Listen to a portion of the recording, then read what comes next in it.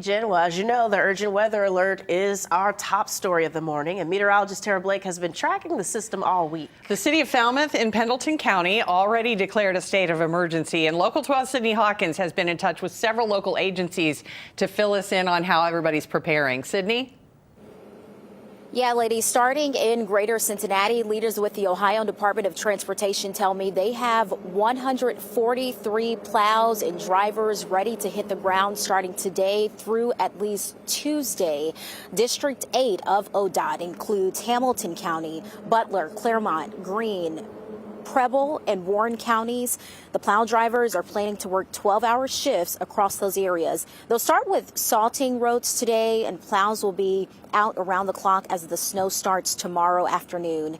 Leaders tell me the hours are taxing for their drivers, but it's nothing they're not prepared for. And they'll have coffee with them. It depends on really their preference, but they'll have those things in the truck with them and then they'll have snacks, they'll have food.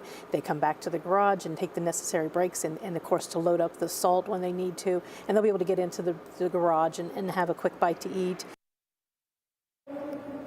I also asked ODOT leaders what they're asking from drivers, maybe from me and you who have no choice but to go out this weekend. They say the outermost right lane, also referred to as the slow lane, is plowed first, so use that lane if you have to go out, and also give plow drivers plenty of room to clear those streets. In the next half hour, I will share the plan from leaders in northern Kentucky. Sheila, Aaliyah?